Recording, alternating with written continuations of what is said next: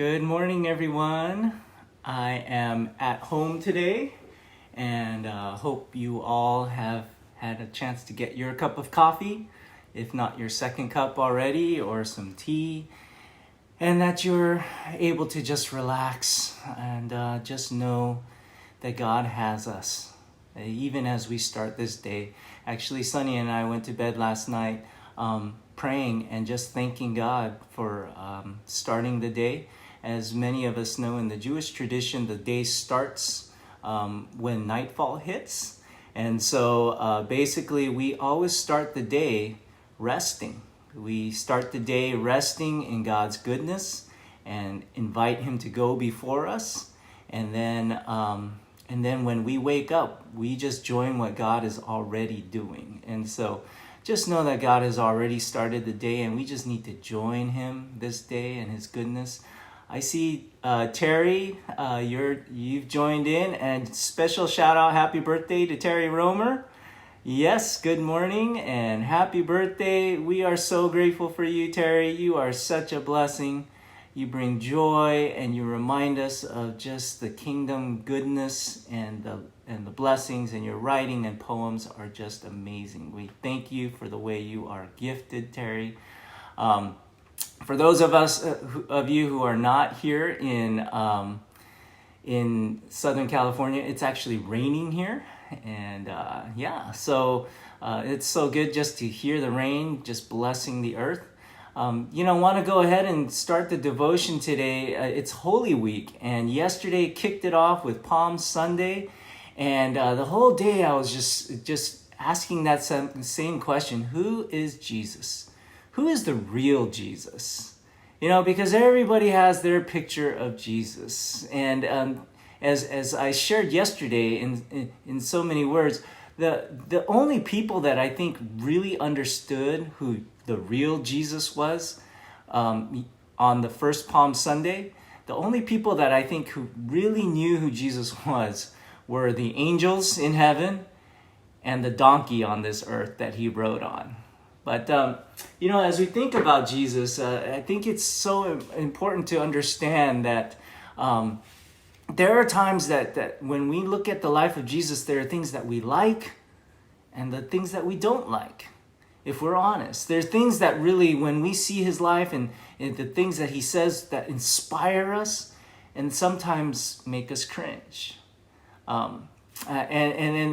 And what we need to understand is that we have to be careful, because too many people have done this throughout history and still do today, quite honestly.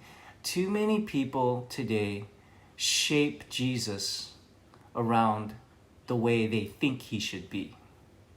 In a lot of ways, we shape our own Jesus if we're not careful. And so today's reading comes from Luke chapter 19. It actually entails the first Palm Sunday. And so I was reading Luke 19 last night and this morning with this question: who is the real Jesus? What do we find out about this real Jesus? And here are some things. So Luke 19 starts with the story of Jesus and Zacchaeus. And so some words that just jumped out to me. And I hope that today you'll have a chance, if you haven't already, to take a look at Luke 19 and find out who the real Jesus is and how is he speaking to you. It shows here from Luke 19 that he goes to this tax collector. And this tax collector was very rich. So Jesus goes to rich people. It also notes that he was short. So Jesus goes to short people too. Do you remember that song, Short People Have No Reason? Way back, but anyway, I thought that was the meanest song. But anyway, so Jesus goes to short people, right? And what else does it say about Zacchaeus? He goes to him and hiding in a tree, just wanting to take a look at Jesus, and Jesus says, "I'm going to your house." He goes to Zacchaeus's house, and then it says there that some of the leaders were really displeased with him. The religious leaders were displeased with him because he went to the house of what it says here in the New Living Translation, of a notorious sinner. He went to the house of a notorious sinner. And then Jesus later says to these religious leaders and proclaims, the Son of Man came to seek and save those who are lost. Okay, so that's something that we find out about Jesus. Then it goes on to this parable titled the Parable of the 10 Servants. And there's been various different versions. Jesus told this story about how to use your talents and you should use them, the talents that you've been given. But he always spoke in parables, and people are always confused. And so Jesus talks in parables, and you get some of it, and you like some of it, but some of it is confusing. And so this parable is kind of like that. It talks about the using of the 10 talents, but it also talks about loyalty to the king. And in some ways, when you read this, what jumped out to me is this is a tough parable. It's confusing and tough. And it talks about this king that's actually really tough. He's actually tough on people. Hard-nosed, if you will. And Jesus promotes this? So anyway, he goes on then after this parable. And so you have to really understand, what is Jesus trying to say? So then he goes on to the triumphal entry that we talked about yesterday in the Palm Sunday. And some of the things that really jumped out to me, it does say here, and remember I said that only the angels and probably the donkey understood who Jesus really was. And one of the things, the reason I say that is because just this past week, we actually spent some time with a donkey, a real donkey, and the person was explaining that knew the donkey was just explaining that, it's significant that Jesus was able to ride this donkey that had never been ridden before, and it says that in Luke 19, and that jumped out to me. No one has ever ridden. And because only donkeys that are trained can walk through this huge crowd, be ridden and walk through a huge crowd and just walk smoothly with everybody shouting and doing all crazy things in like a parade. And for this donkey to just be able to just walk with somebody that's never been on its back, to just walk smoothly, that's pretty amazing in a lot of ways. So this donkey knew there was something about Jesus. Jesus was able to just ride. So anyway, the young donkey. There's several individuals or people in this story that really jump out to me. It's the donkey that really acknowledges who Jesus is in a lot of ways. The crowds, they put down their garments. And so there's something about Jesus that is so compelling. They put down their garments and start praising him. His own followers is another group that jumps out. This is the followers begin to shout and sing their joyous celebration. And they're saying things like, blessings on the King who comes in the name of the Lord, peace in heaven and glory in the highest heaven. Peace on earth, glory in the heaven. He's the King. Those are the things that they're shouting and singing. The Pharisees, and it names all of the leaders. Well, it says the Pharisees, they say to Jesus, rebuke your followers. They shouldn't be saying these things. And they think Jesus is going to be saying, maybe they thought he'd say, oh yeah, you're right, sorry. They just get a little carried away sometimes, But that's not what he says. Sometimes you think Jesus is humble, but then when with all these extravagant praises and the Pharisees saying that you shouldn't say that, Jesus says, these stones, even if they're quiet, the stones will cry out these things. These things. The stones will cry out that I am King. The stones will cry out that I bring peace to this earth. The stones will cry out that I bring glory to the heavens. Wow, that's bold. That is so bold, right? So bold. So who is this Jesus? Then after that, we get to this place where he looks over Jerusalem and he weeps. He weeps. it must have been such an awkward moment in the midst of this parade. I mean, everybody's happy, except for the Pharisees, but everybody's happy. And then Jesus stops the parade, looks over Jerusalem, and he weeps. And you feel the emotion of this person. And there's this longing in his heart. There's this longing in his heart because he says, how I wish today.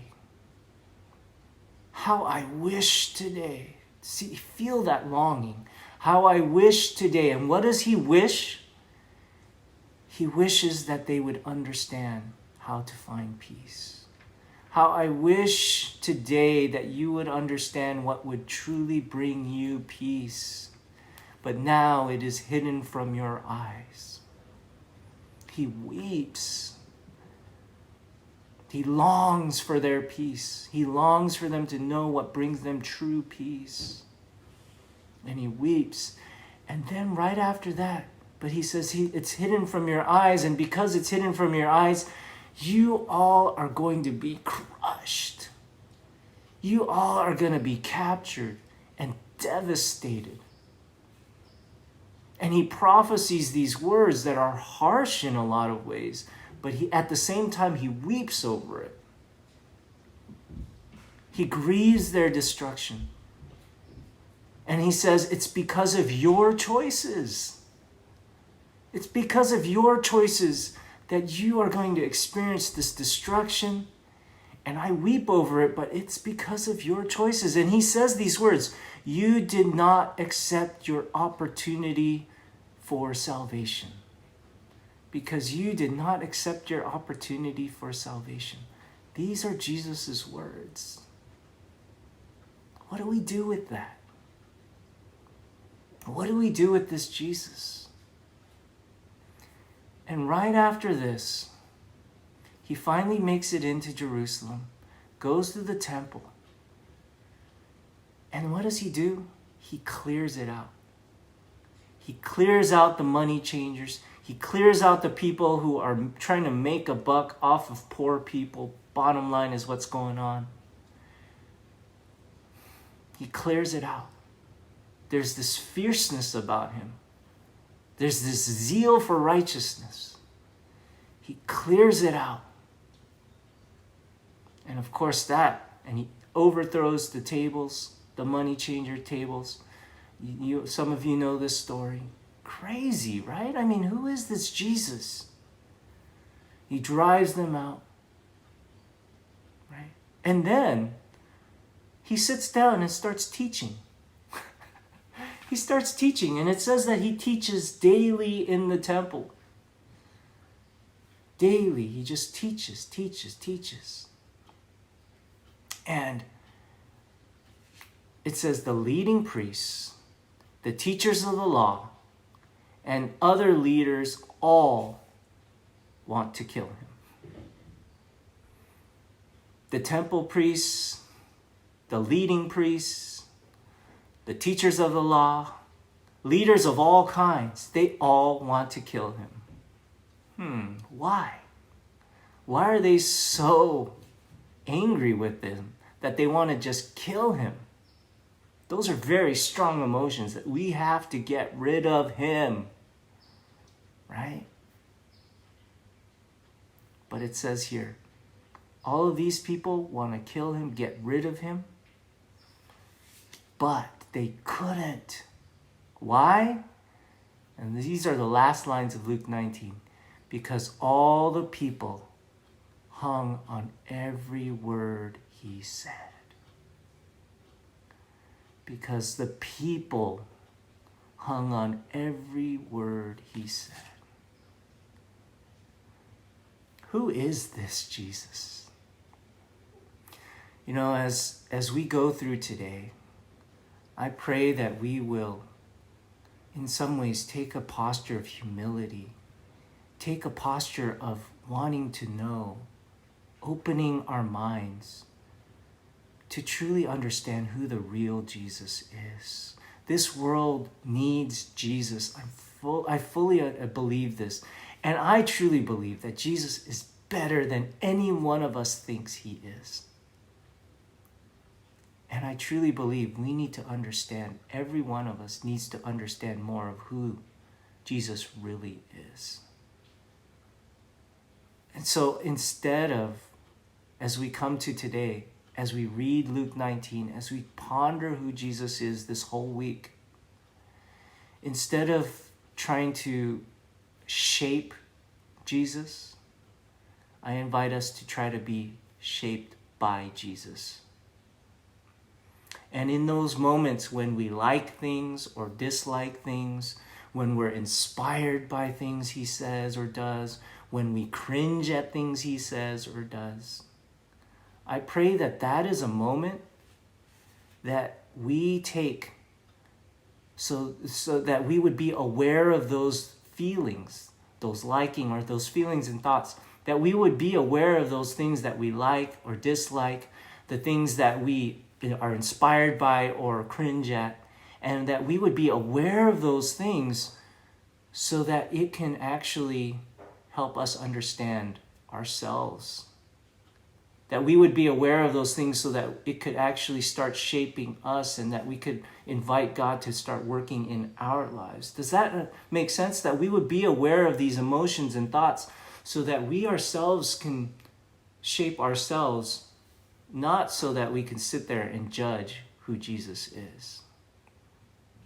I hope that we would be aware of these things and that we would be open to who the real Jesus is. You know, I do pray that today, let's take this thing day by day. I do pray that you would experience Jesus and that you would understand a little bit more of how good, how great, that in some ways he's better than we ever think. I pray that you would experience the comfort of Jesus today, a comfort that we experience in the passages today. I pray that you will experience a challenge from him. And I pray that you would experience his peace, the peace that he comes to give, the peace that he longs for us to experience today. And today, may we hang on every word that he says. God bless you. Love you all. I'll see you later. Have an awesome day with the Lord.